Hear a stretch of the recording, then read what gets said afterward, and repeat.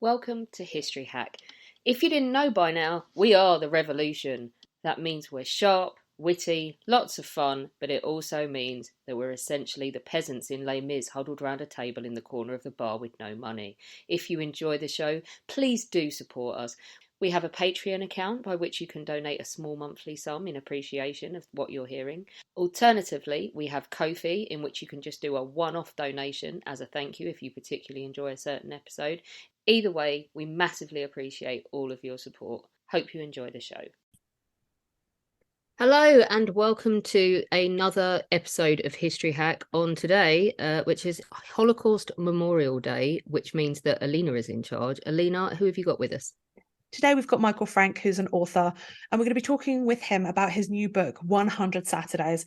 We're not going to be talking in between this, so we're going to jump in straight for the first question. But before we do, I just want to say welcome to Michael to our podcast. So we're going to be talking about Stella Levi, and I want to know how you got to know Stella. What inspired you to write her story? Well, thank you so much for having me on, and I'm delighted to answer this question, and I'm sure a few that will follow.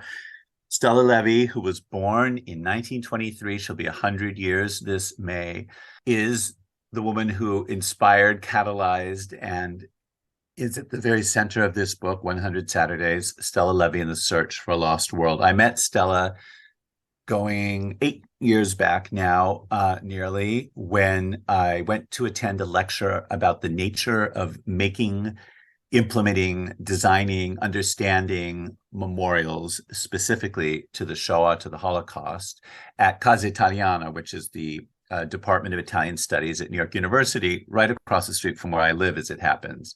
And I hurried in late to this lecture, sat down in the only open chair at a conference table. This was in the library upstairs. And she and I struck up a conversation. Within minutes, she was almost provocatively talking to me about her experience in the camp, something that, ironically, as I got to know her more, she was much more hesitant to do in general than she was for whatever reason that evening. Maybe it was the subject, maybe it was the weather, maybe it was her mood. I can't tell you. But we continued our conversation. It turned out we knew somebody in common. The following Saturday at her house, also in Greenwich Village, and then the Saturday after that, and the one after that, I've come to think of her as a modern day Scheherazade, who started to tell me the story of her life, most certainly the long experience of her childhood and youth growing up on the island of Rhodes in the neighborhood known as the Juderia, where approximately 2,000 people lived around the time of her birth, Sephardic Jews who had come there almost half a millennium earlier after the expulsion from Spain. She talked to me about the world she was born into and that formed her. And then, of course, she led me to the chapters. Then, of course, she led me to the Holocaust, the deportation, and the journey to Auschwitz in July and forward of 1944. But the centerpiece of the book, the beginning of the book, the energy that set the book and the experience in motion was very much the world that she grew up in. And I should add one other thing, which is that I had no idea I was writing such a book. I simply went to listen to Stella. It took me a year before I even thought, oh, maybe there's a book here. So we are going to talk all about Stella and her experiences. But before we do, have to say, because we're all nerdy historians on this program and we have lots of nerdy historians listening as well, using memories as history. I'm going to quote Paul Fussell, who we get bludgeoned with in First World War land, who said that all memoirs of conflict are fiction in a way, and that the fiction of the hero is that the hero of the piece must be held up to a higher ideal than the reader is capable of, and that colours how you write this, how they write their memoirs that we then use to write history. Obviously, you're aware of this. How did you deal with that? Of course, I'm aware of it, and it was one of the central concerns of the book and of my hesitation almost in writing the book, because it's one thing to fall under the spell of a magnetic storyteller. It's another to find out whether those stories are actually true. And I went about this in a couple of ways. I re-asked Stella many questions, and I think that was helpful. The story would shift. It had many moving parts at times. She was very open about saying what she didn't know and what she learned later from reading about what happened to her and her community. She very much became a student of herself and her own life experience, especially after she retired from working in her 80s, her 90s. She attends many lectures like the one where we met. She has friends who are experts in the field. And so I realized once I learned that also her memories are to some degree probably colored by what she's absorbed and learned in the subsequent years in this sort of deliberate way that she's gone about it, but also simply by living her life. And we all know how unreliable memory is, how it shifts and shape changes.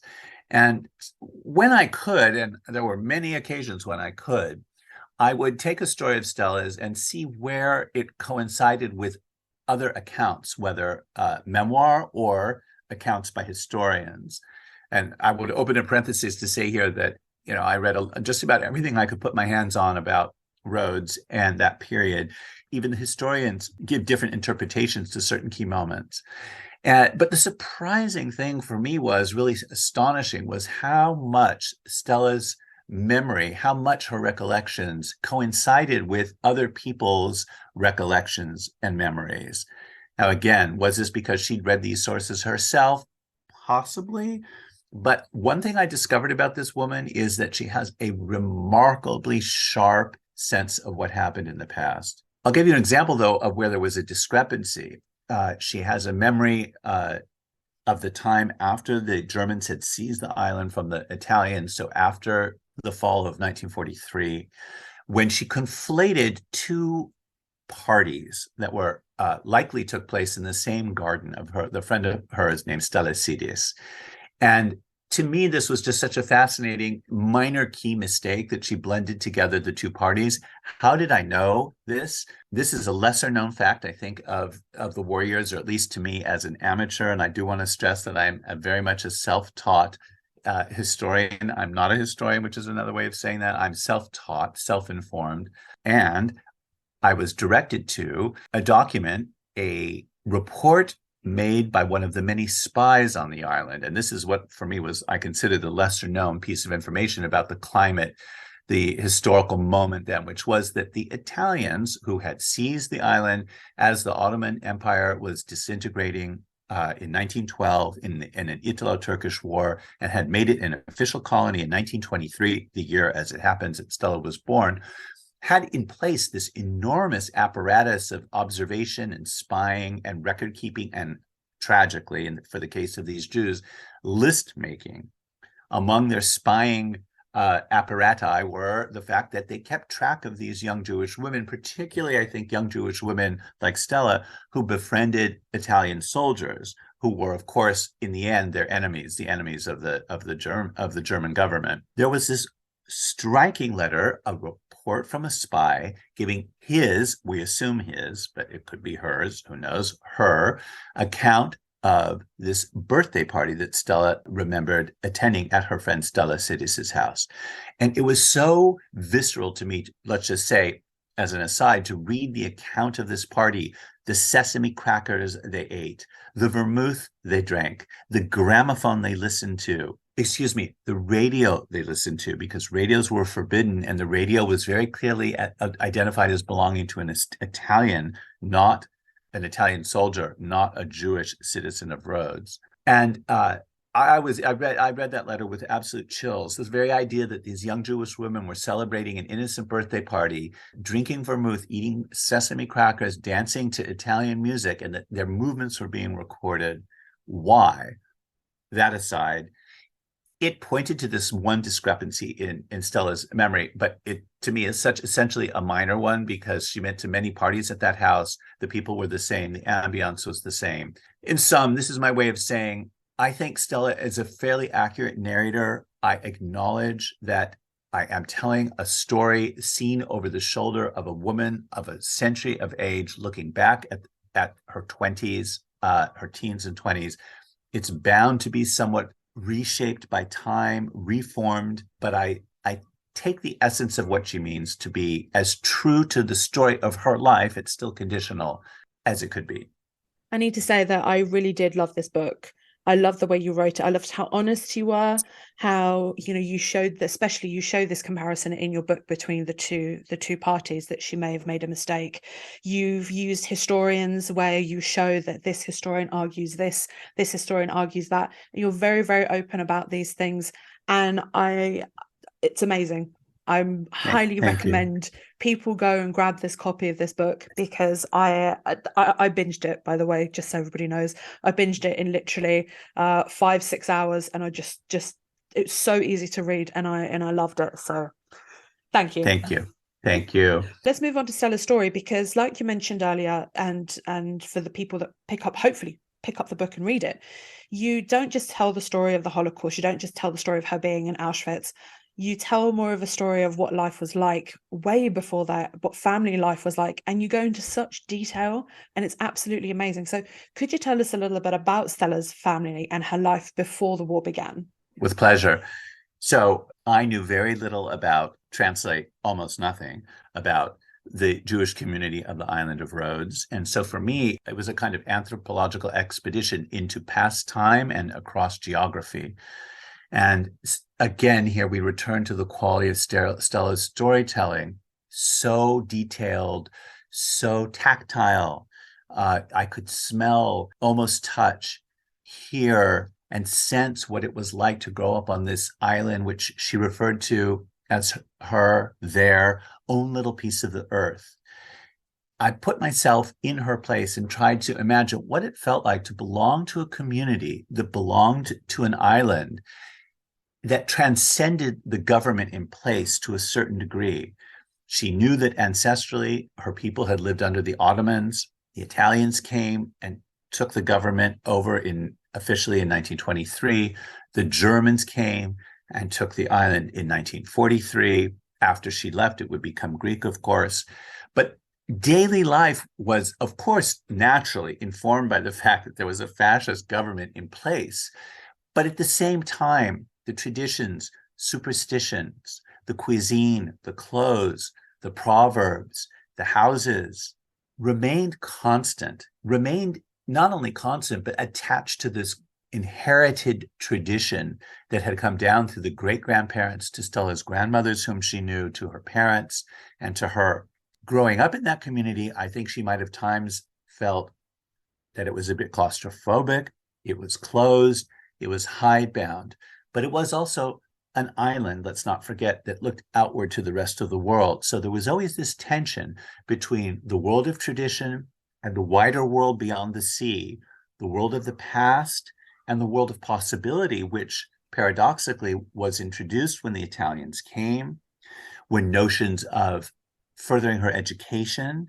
At 14, she tells this wonderful story. She got up one morning and packed a suitcase and put it at the foot of her bed and told her mother that she was planning on going to university in Italy.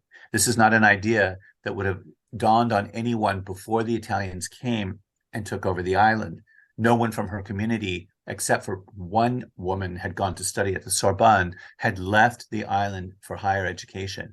Certainly no young woman. The destiny of a young woman was at 15 or 16 to start embroidering her trousseau, waiting for the man she was going to be married to, whom she would never choose. So Stella, she lives in this tension and at this point of transition. And I think it retrospectively has come to value, as I did listening to her, the incredible traditions that she grew up with.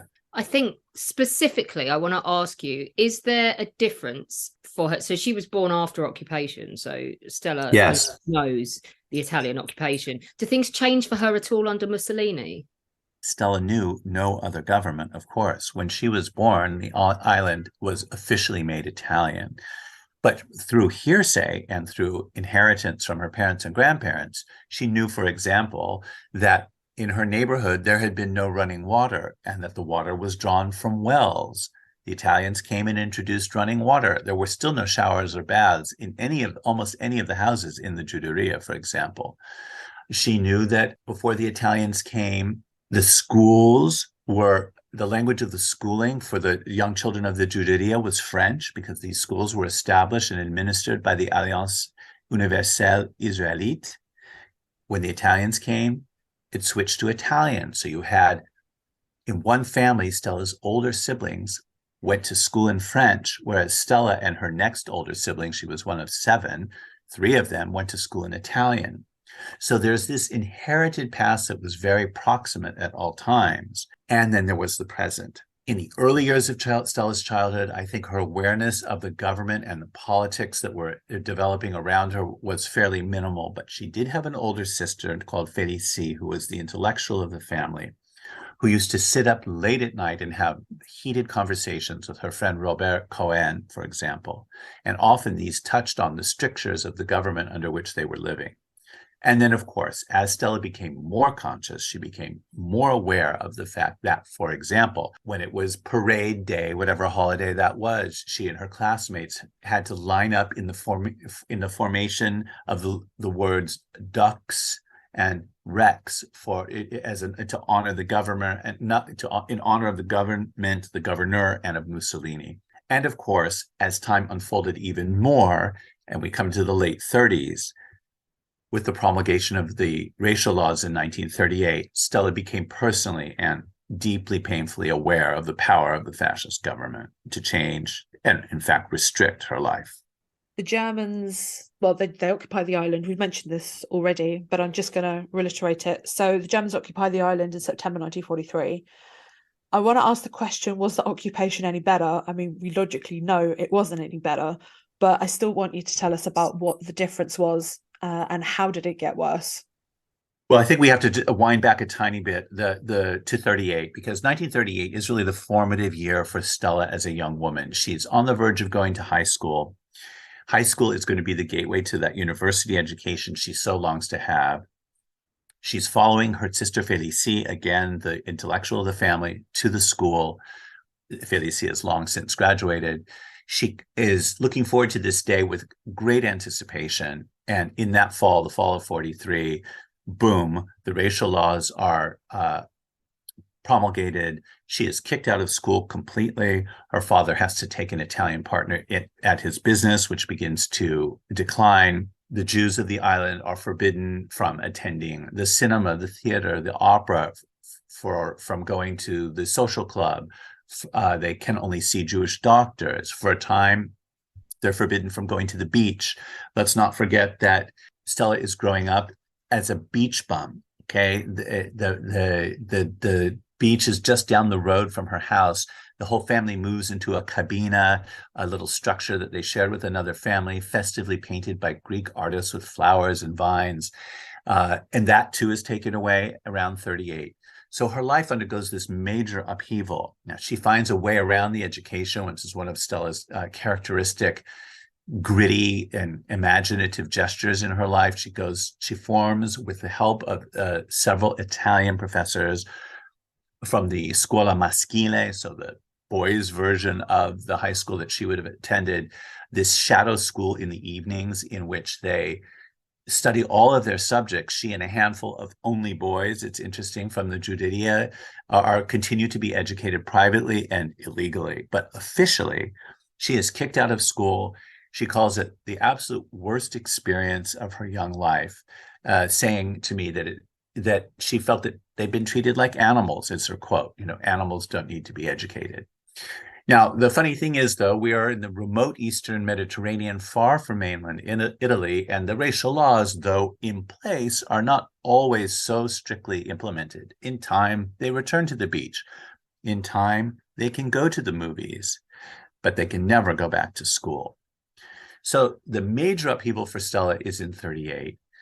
In 43, when the Germans seize the island from the Italians that fall, they are definitely afraid. The degree to which they're informed of what's going on in Europe is up for long conversation, discussion. I approached this subject many, many times with Stella, who insists to this day that they thought that what was happening to the Jews of Europe was happening to those other Ashkenazi Jews. They could not conceive of anything like that ever happening to them, these Sephardic Jews on the island of Rhodes, virtually in Turkey.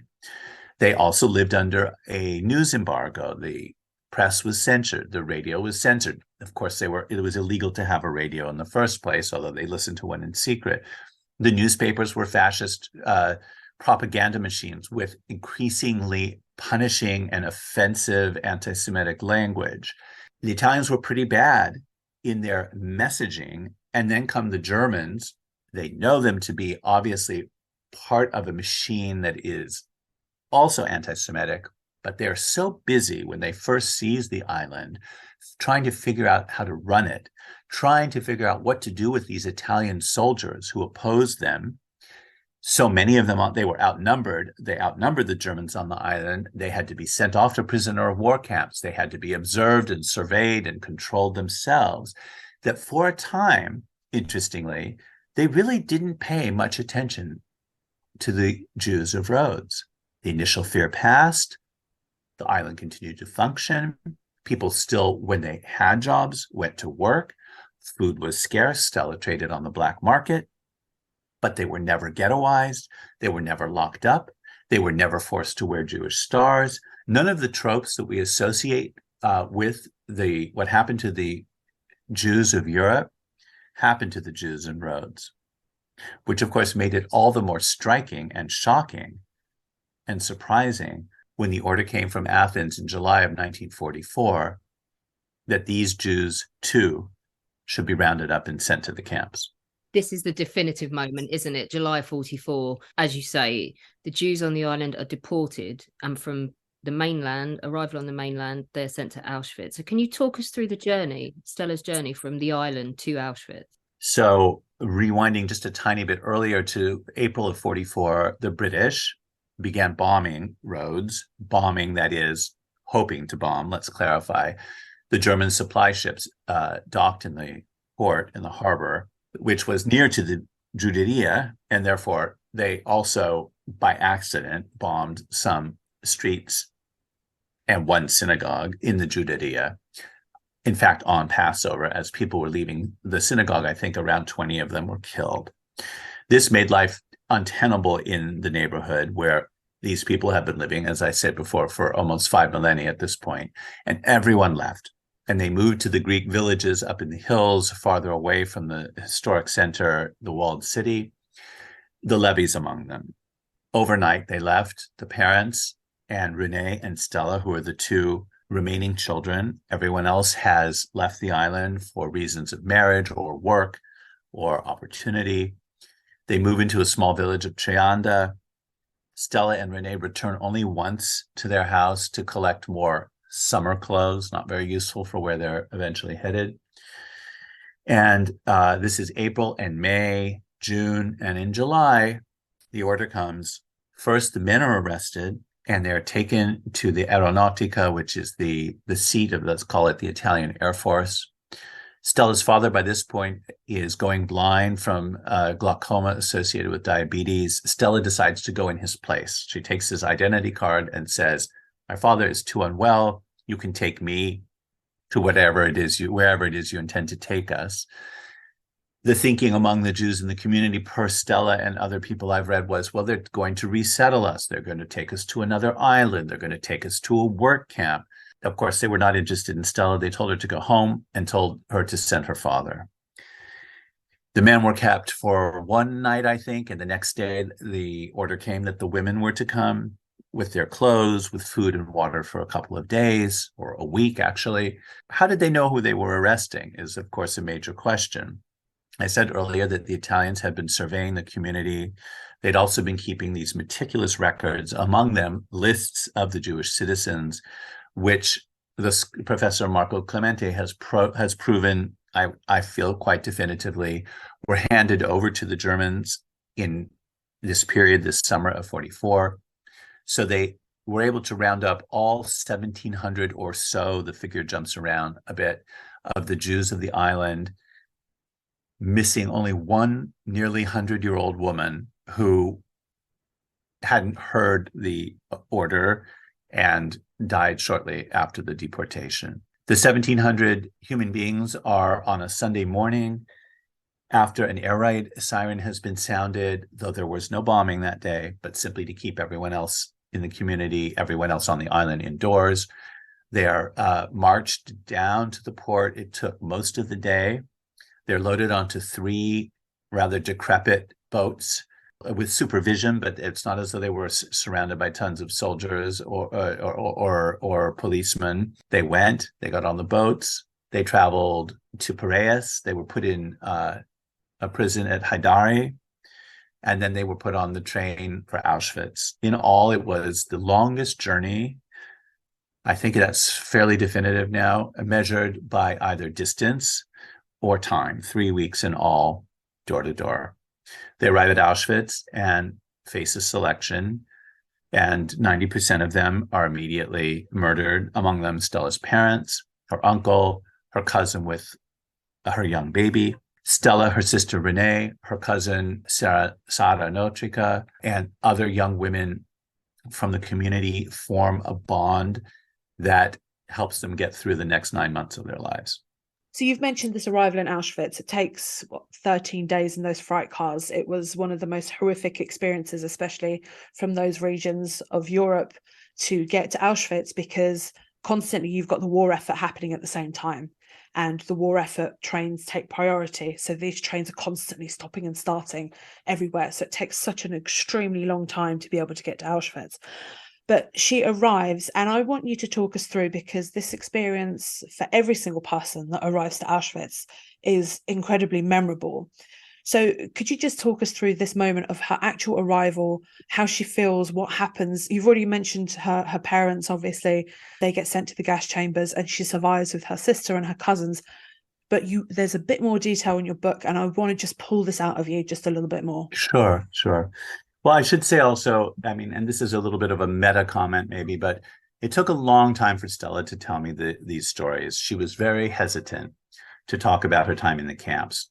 At the same time, I think she did want to talk about them, but it was a negotiation of trust, time, and patience. You know, this was a 6-year relationship, 6 years of conversation that evolved as Stella and I did. We became friends, and she needed to feel that she could, I think, trust me to honor first her wish that we amply present life in the Judea before the deportation, but also that I be patient with her as she searched her way through assembling a fairly coherent account of what happened when she arrived in Auschwitz. So these were not easy conversations.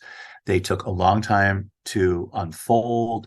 They took a long time to return to. Unfortunately, I had to go back and ask her to clarify things. Again, here I would look at what historical material I could find, but also the stories were offered in a very fragmentary way at first. Some of them were so fantastical, as they often are, with regard to what happens in the camps, that I wanted to be really sure I was understanding Stella. I should mention that all of our conversations are conducted in Italian.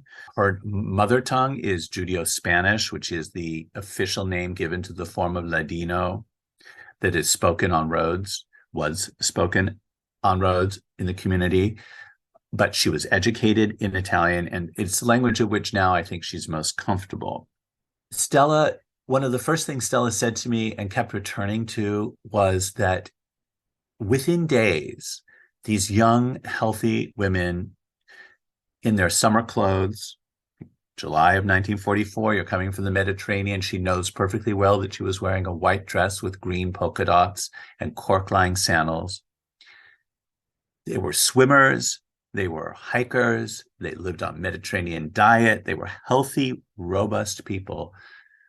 Within a week, she said to me, they turned into something other. They were people who were fighting for food, cheating, conniving, starving, calculating, forming strong bonds among themselves to help each other, but suspicious at first of other people they met.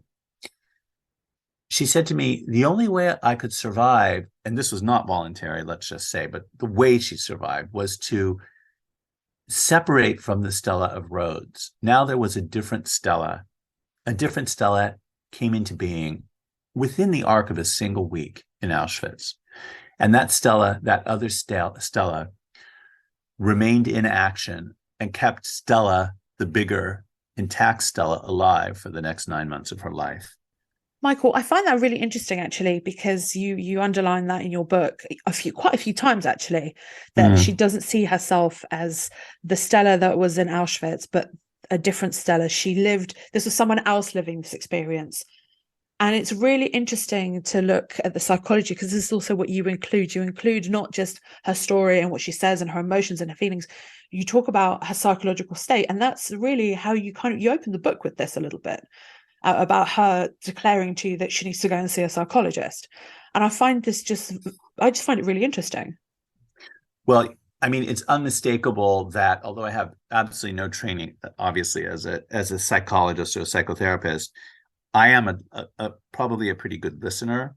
And insofar as listening to someone assemble the pieces of her life is curative or helpful, Stella certainly did that with me. I do sometimes wonder whether that formulation about the other Stella was one that she was aware of in the moment, or it is a way of her coming to terms with some of the things she had to do in order to survive from a later point in life. Because I put myself in her place and try to imagine how different one would have to be so quickly in order to survive, and how once you pull away from that experience later on, you might struggle to integrate that with the sense of who you were before, this very generally quite, well, decidedly moral, well-behaved, honest, a little black marketeering is not really a blemish on one's record during war times, let's say, a hardworking, hard studying, serious, fun-loving, also athletic woman can be husbanding crusts of bread,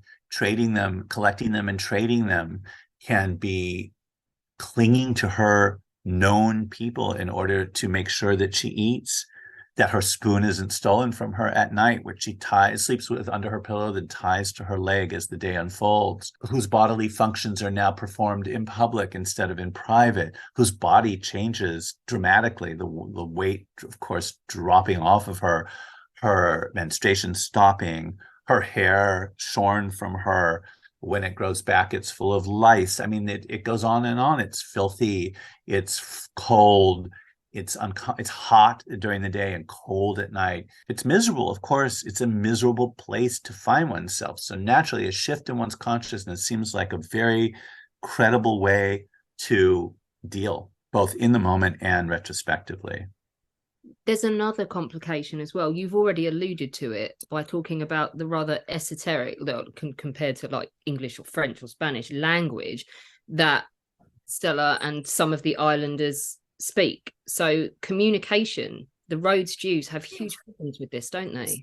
They do, but quite luckily for them, early on, one of the barracks leaders understands this, probably also rather selfishly looking after her job, which is to keep these women functioning in an order, and knowing that if they can't understand the commands, the rules, and the directions they're being given, they're not going to be very good inmates.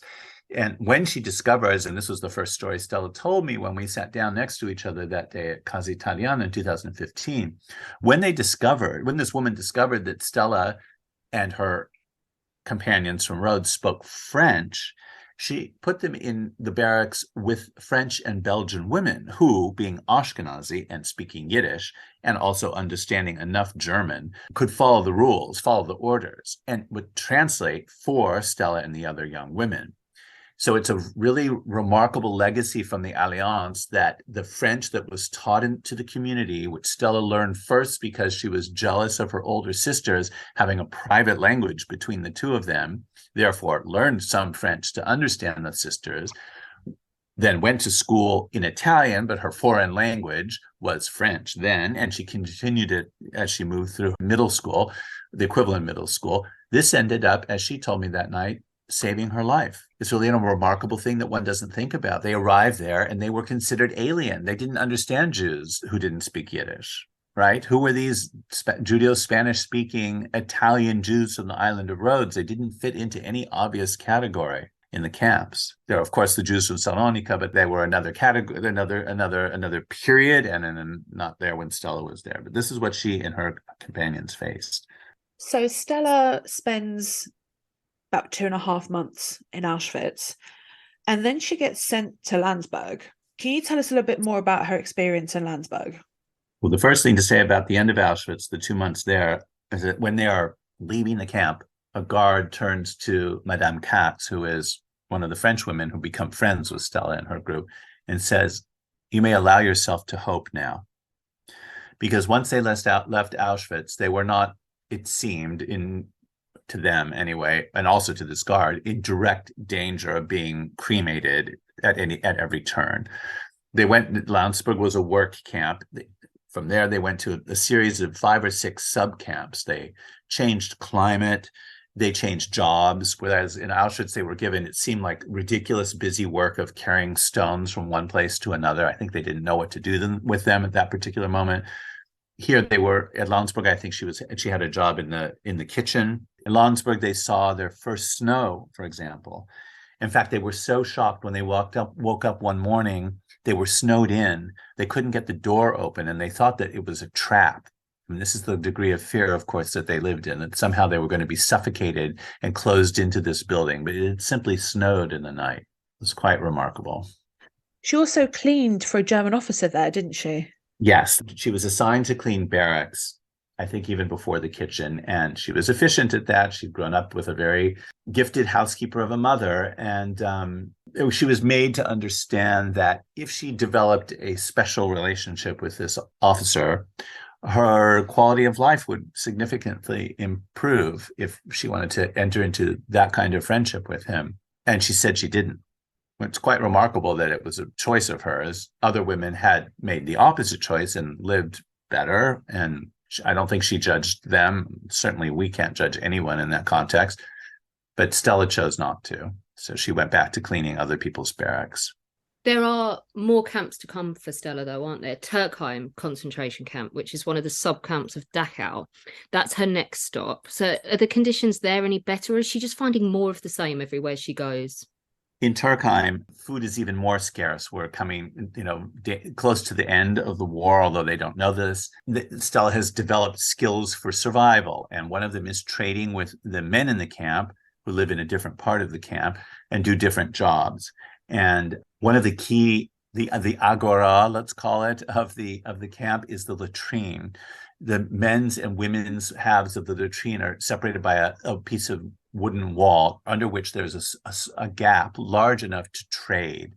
And so Stella and the young women were given the jobs of harvesting potatoes, and they would stuff them down their pants in order to have extra food for themselves to eat. But in order to eat these potatoes, they had to cook them, and the men had access to firewood, and so they would trade under this wall in the latrine. Stella tells the story laughing, but laughing in the way one laughs with black humor, of a time when she had put her potato, or it was either she or her cousin Sarah had put the potato under the trading gap, and no wood was forthcoming on the other side.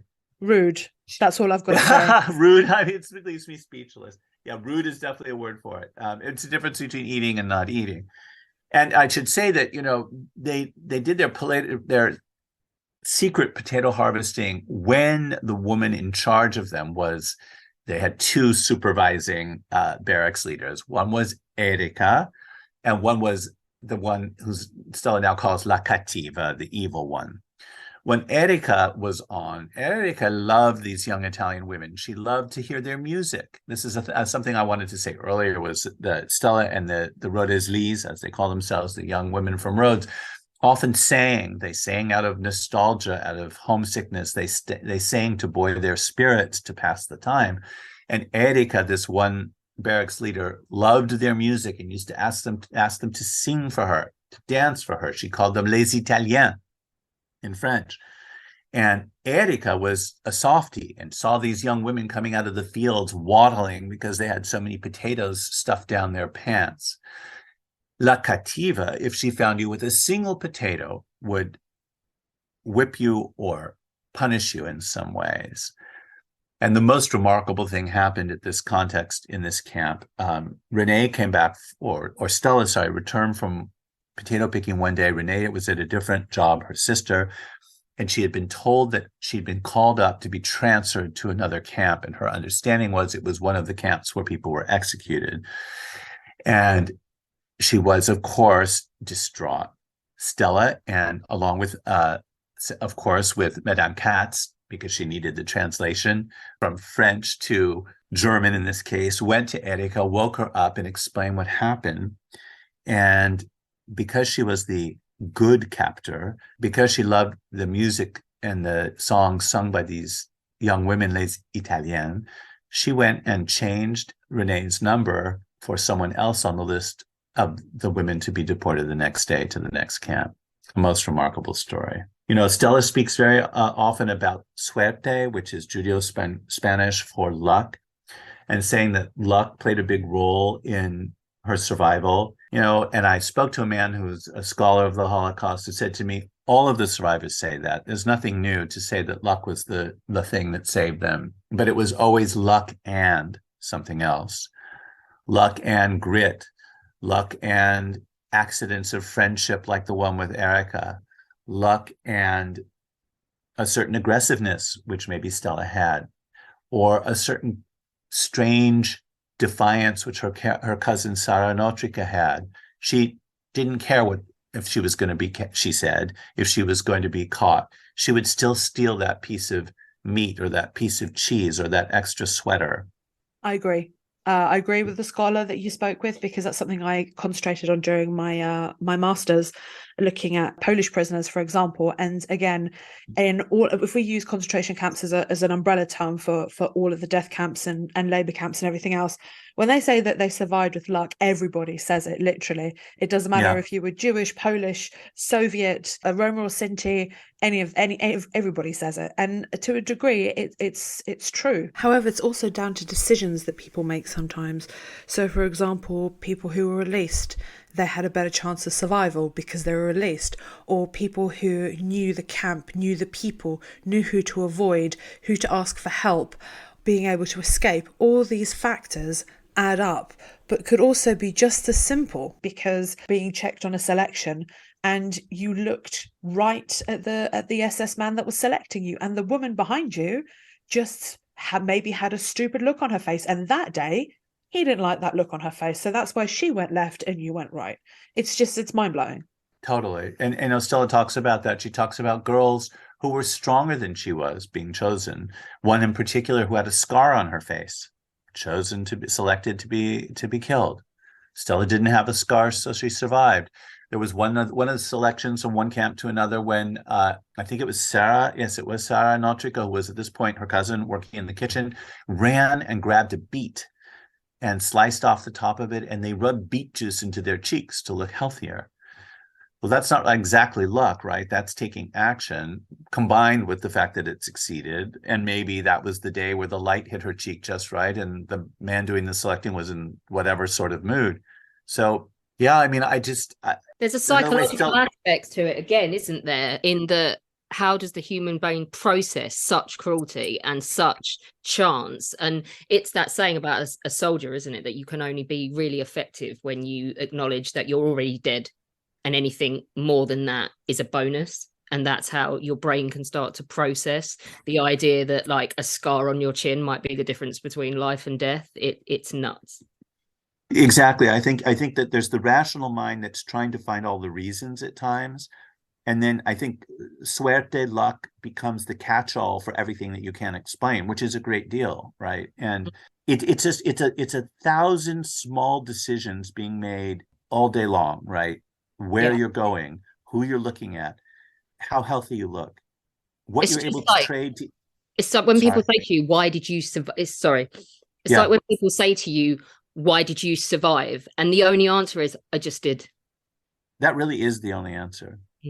But of course, our brains work differently. We want to see, we want to retrofit. I want to retrofit my impression of Stella today into this young woman who did do certain things, right? Who did make friends, who did connect to people, who was strong, who could forego a meal in order to trade for a spoon so that she could eat the next meal, right? Who could forego another meal in collaboration, which is, I think, a revealing piece too. Like she was able to collaborate with her bedmates, that they would all forego a piece of bread at one meal so they could buy a sweater for one of them. I mean, these are things that I think you can point to, but are they the ultimate explanation?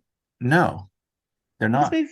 Sorry, let's move back to the story, to Stella's story, because she moves to quite a few subcamps, which are all subcamps of Dachau, and then she finally moves to Allach, and she's liberated by the Americans. Talk to us through what her liberation looked like. What did she do after liberation? Did the Americans arrive and she said, "Thank you, I'm free, goodbye"? Or was Yeah, not that simple. So the Americans, I don't think even knew that this camp existed. They came driving along on their way to Dachau, as she tells it. And yeah, they found these. Stella often speaks about how she got a sense of how she must have looked in the looks on the eyes of other people. This happened to her when they stopped at a station on the trains on the way to Auschwitz, and the station master's children looked at her and she knew how filthy she must be. When the American soldiers came and looked at them, she knew how thin and unhealthy she must have appeared. They came, they took over the camp. They asked Stella and her cousin and Renee to go to work in the kitchen and to start feeding. They brought, American foods that Stella had never seen before, like powdered milk and so on. They brought the Red Cross in and made sure that people didn't eat too much food, particularly too much fat, too quickly. And they were free to go where they wanted. They were free human beings. This is something that seems very hard for us to think about. It's like you go from one day to the next. When the Americans, who had been bombing nearby, when they started, the day before the Americans arrived, the German officers obviously knew what was coming. They dropped their arms and fled.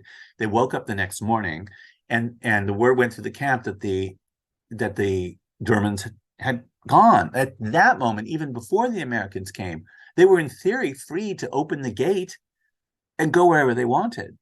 But what did that mean? They had no papers, they had no money, they had no clothes to speak of, no food except the food that was there. The Americans came, and Stella and her group, this group of 5 young women that she stuck with, though they were separated at one point, but they had been reunited, decided to basically hitch a ride with an American soldier to Italy. She maintains that they were the first group of Italian women to return, this word is in very distinct quotation marks, to Italy after being liberated from the camps. Return because, of course, though they were Italian citizens who'd been educated in the Italian school system, they had never been to Italy. Stella had never left the island until she was deported in July of 1944. It's worth remembering. And they were free human beings. And the soldier said to them, well, where would you like to go? And the only thing they could think of, but which was a really smart thing, was, well, take us to the nearest Jewish community. They went to Modena, and there were no Jews yet back, either from hiding or from having been deported themselves. They went on to Bologna, and there, yes, they were just reopening the synagogue. They ran into and were introduced to a family named Zuckerman. The daughter was setting up shop, herself recently returned to town to try to help the refugees they knew who were going to be coming. They were welcomed, they were fed. They met up with the Palestinian Brigade, which had been formed very late in the war, and of soldiers from then Palestine, and they were fighting in northern Italy, and they helped them get organized, took them to eventually help them to connect to their siblings who were in America, gave them uniforms to wear because there were no clothes. And eventually, with also various other, let's say, bureaucratic organizations at this point supporting them, they made their way to Florence. And they went to Florence because Stella had formed a very strong friendship/relationship with one of those professors I mentioned to you who taught her in the secret school when, after 1938, she was kicked out of the Italian schools. Luigi Noferini, who was a teacher in Florence. He had left the island and was not allowed to return because he was an avowed communist. And they turned to him for help, and he helped set them up with funds that they received from the joint in a pensione in Florence. because their goal was to go be with their family in America, but the American government would not initially issue them visas because, as the bureaucrat wrote in a letter that Stella still has and that I've seen, he said that there was a quota on visas for Italian citizens, even those who had been in prisoner of war camps, which I found just a fascinating slip of the typewriter, or perhaps willful ignorance or unwillful, plain old ignorance as to what these women had been through. They lived for more than a year in Florence, going between Florence and Stella, often Rome and Naples, where the consulate was, to try to sort out their papers, because now they were citizens of a country born in a place that was no longer officially belonged to the country in which they were born and grew up. Very complicated. But they had no papers. After a year, they received their passports, they received the visas, and they went to, by way of New York, they went to Los Angeles because their siblings were in California at that time. Among them, their older brother, Morris, who had left the island of Rhodes when he was 10 years old, before both Renee and Stella had been born. So they met their brother, the firstborn of their family, for the first time in 1947 in Los Angeles. That's insane. Isn't that crazy? The utter regard and affection you have for Stella just shines through on every page of this book with how you've treated her and her story. And I do like that we're ending with the positive. She does get to New York. How do they end up there? Because obviously, this is wonderful. Eventually. Yes, Stella's life, like many lives, have moments of, I don't know if you could call this suerte too, but they certainly have moments. She has many moments of strange, mysterious coincidences and uncanny events happening on the passage from Naples to New York. She met a pair of sisters, last name also Levi, though they spelled it differently, who lived in New York City, who were Italian Jews who had gone back to Milan, where they lived before the war, to check on what was left of their affairs. They had been able to go to America, luckily, during the war years. And they were returning now back to New York, where they lived, and they became friends. And over the course of the passage, and they parted ways. Stella and Renee went to Los Angeles. They thought they were going to live in California, but Stella had a real allergy to LA. She found it a cultural desert. She's very funny on the subject. I was born and grew up there, so that gives us a lot of mileage of joking back and forth. And after a year, she and Renee realized they were just not happy there. It was just not European enough. It wasn't cultivated enough. It wasn't where she thought she belonged. And anyway, there was always this man, Noferini, who wanted her to marry him. And so she went back to New York. She had tickets to go to Italy to marry him, but with some trepidation, because although we've not talked much about this, Stella was a very iconoclastic young woman. She was never going to be the woman sitting there embroidering her trousseau. She was very suspicious of her young marriage, period, although she did end up marrying briefly, but then divorcing and having a wonderful son. But this was not the model for her life. She didn't think, and nor did it turn out to be. But here she was heading back, at any rate, to live in Florence with this man, Noferini. She went to see Fanny Levi, whom she met on the crossing. She went to see her in New York and told her plans. And Fanny said to her, well, that's not happening, because Italy is a struggling country. People are still starving there. They're not back on their feet. It's no place to build a life. You're not ready to marry this man. New York is the center of the world. Everyone is here from everywhere, and you will have a really fantastic life if you give this city a chance. And just like that, Stella thought, she's right. Cashed in the ticket, moved into an apartment, found a job, and built a life for herself in this city where she's lived ever since. I love Stella. Me too. I've never met her, and it's infectious. Your affection for her is infectious, and she's remarkable, and this book is remarkable. I will say that I've never met anyone who's thought so hard about what happened to her, who can tell stories so well, who connects so strongly with people. It's a question, I can't be a psychologist here, but I observe that her connections to people, her friendships, are the deepest thing in her life. Her connection to this web of interconnection among the community of Rhodes, the descendants of the people of the community of Rhodes, remains very strong to this day. People will now come get in touch with her because of the book, or they've come to see her over the years. They'll ask a question. She will be able to remember all the family connections, whether to her own family or to this person's family. She'll know where they went to school, where they lived, what they looked like, what their favorite food was. Her brain is this constantly shifting kaleidoscope of Rhodes-related colors, facts, sounds, tastes, and smells, and little stories and jokes. And these are the things that captured my attention so powerfully 8 years ago and held my attention for 6 years with those 100+ Saturdays. And I'm just so grateful to have had this opportunity. Michael, thank you so much for joining us. You have told such an incredible story of such an incredible woman, and it's been mind-blowing. I've used that a few times in this podcast. I'm going to use it once more. Absolutely mind-blowing. I love the book. I really, really, really hope our listeners go out and buy themselves a copy, because I just cannot recommend this more than I can with words. I'd have to show with like a firework display or something.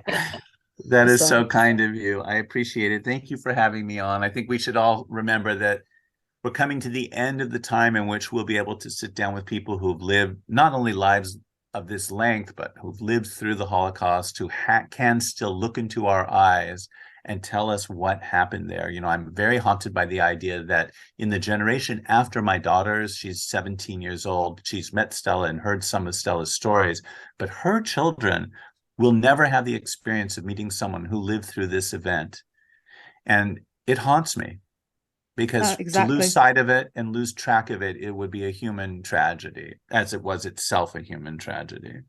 Yeah, this day of all days, we must never forget what happened. Thank you so much, Michael, for coming on. We will put the book in the History Hack bookshop as well to make it easy for people to click and buy it, and the best of luck with it.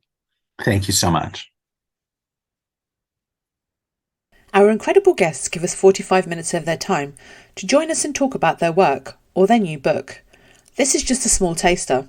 As a result, we have launched our very own bookshop on bookshop.org, where you can find our guests' latest books, you can support them, and you can support us on History Hack. 10% of every sale via our bookshop supports the podcast and allows us to keep going and bring you more top-of-the-line guests. You can find our bookshop at bookshop.org/shop/History Hack, or search for us in the shop section. Thank you so much for your continued support. We really appreciate our listeners and supporters. So make sure you get down to the bookshop and grab yourselves a new book.